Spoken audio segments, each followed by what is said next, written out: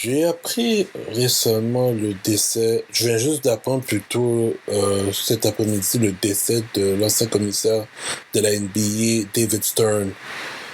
Et je vais vous dire, ben, franchement, c'est une triste nouvelle parce que David Stern a quand même marqué l'histoire de la NBA. Après avoir passé plus de 30 ans en étant... il a passé 30 ans, si je me trompe, oui, 30 ans en étant le commissaire de la NBA. Parce que c'est sous son règne qu'on a vu l'émergence de Michael Jordan, Charles Barkley, Patrick Ewing, Shaquille O'Neal, ça avec LeBron et tous d'autres sont devenus des vedettes interplanétaires. C'est sous David Stern que on a vu à quel point le basketball est devenu un sport planétaire parce que où on pratique partout dans le monde. Probablement le deuxième sport le plus pratiqué au monde après le soccer. Il a réussi à convaincre plutôt le CIO à faire venir les joueurs de la NBA à participer aux Olympiques et aux autres compétitions de la FIBA. Et parce qu'il faut dire qu'auparavant, c'était des gens issus des universités états-uniennes. Mais maintenant, avec le fait que les universités états-uniennes n'étaient plus capables de compétition avec les professionnels, parce qu'il faut dire que la plupart des joueurs des autres pays, c'était des professionnels. Alors, le fait qu'on a décidé de faire jouer les joueurs de la NBA, ça a changé toute la game complètement. Il faut donner crédit. Et il faut dire que c'est pas dû à sa force de marketing. La NBA serait pas une ligue, serait pas la ligue qu'elle est maintenant. Et il faut dire que chaque jour, on regarde, il y avait des contrats de télévision, chaque saison, les codes d'écoute sont là. Mais il y a quelque chose que je peux pas nier du mauvais côté de David Stern. Le fait qu'il a été trop longtemps commissaire a nuit à la Ligue. Parce que ce qui est arrivé, c'est qu'il y a eu beaucoup de controverses sur son produit. Et faut dire que c'est sous son règne qu'on avait introduit la loterie dans la NBA. Et non seulement ça, la loterie de la NBA et le fait que il y a eu des histoires d'enveloppes brunes. C'est-à-dire qu'on a payé dans le but d'obtenir le premier choix au repêchage. Il y a eu des contrastes comme ça. Il y a eu le fait que Davidson s'est ingéré dans la vente des Sonics de Seattle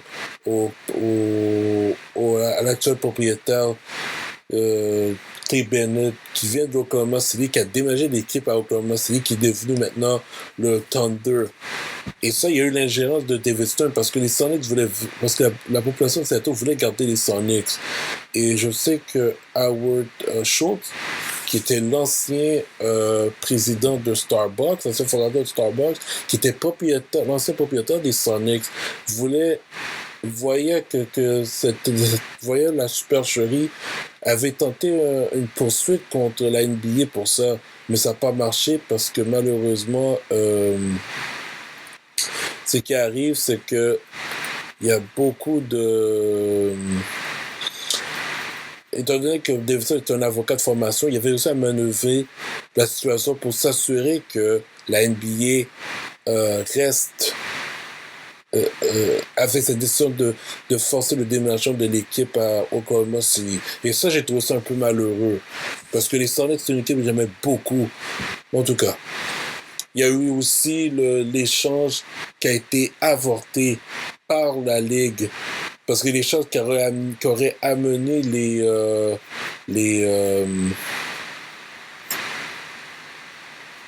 amené Chris Paul aux Lakers, ça a été annulé parce qu'ils ont peur que les Lakers allaient devenir trop gros, encore une fois, allaient dominer la ligue et ça aurait comme nuit à la compétition. Alors c'est une décision un peu farfelue.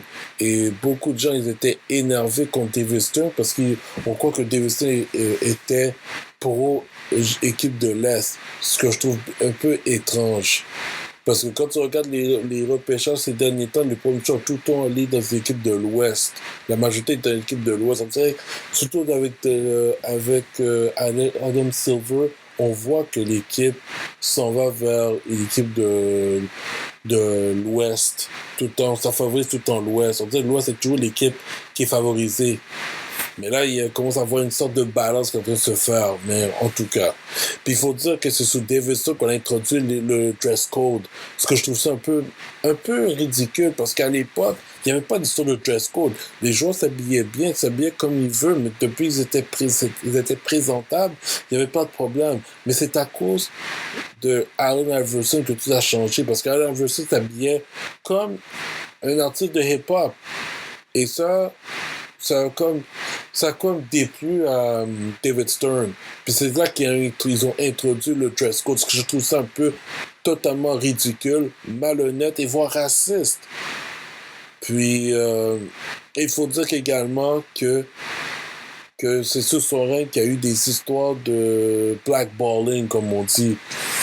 Des gens qui ont été sur la liste noire. En commençant par Greg Hodges, parce que Greg Hodges, quand il était avec les Bulls, quand il avait remporté le championnat avec les Bulls en 1991, il s'est présenté à la Maison-Blanche à l'époque de George H.W. Bush, le père de George W., qui est décédé l'année dernière, que son âme repose en enfer, avait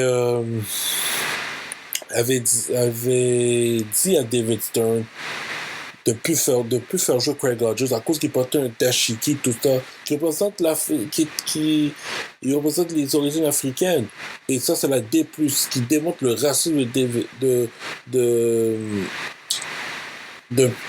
George H.W. Bush, mais aussi le racisme de David Stern. David Stern en cachet était raciste, et là on a comme mis fin à la carrière de Craig Hodges comme ça. Même chose avec Mahmoud Abdul-Raouf, anciennement Chris Jackson, c'est ça, parce que il était musulman, puis lui il a comme protesté lors de l'hymne national des États-Unis. Comme il s'est assis, il s'est pas levé, il est resté assis en signe de protestation suite à la guerre contre l'Irak, je crois, ou bien dans une pour protester contre les abus des États-Unis, de l'armée états-unienne à travers le monde.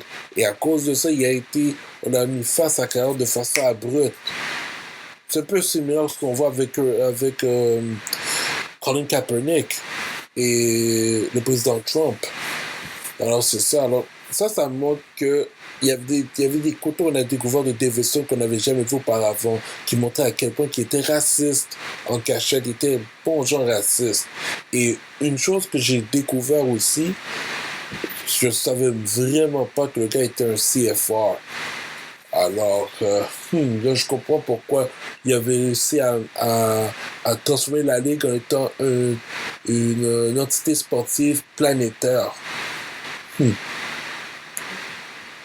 En tout cas, c'est sûr qu'il est probablement l'un des exécutifs sportifs les plus influents de toute l'histoire du sport professionnel. Mais faut pas nier le fait que le gars a fait des choses terribles, voire dégueulasses, qui a presque embarrassé, qui a vraiment mis les relations avec les joueurs dans le froid. Alors c'est ça. Alors, c'est ça que j'ai à dire pour David Stern. Oui, c'est tout ce qui est décédé. C'est une triste nouvelle. Et on a perdu probablement l'un des exécutifs, des personnalités exécutives sportives de tous les temps. Mais on peut pas nier le fait que là, il a fait des choses qui a comme déplu à beaucoup de personnes. En tout cas, je vous vois dans la prochaine vidéo.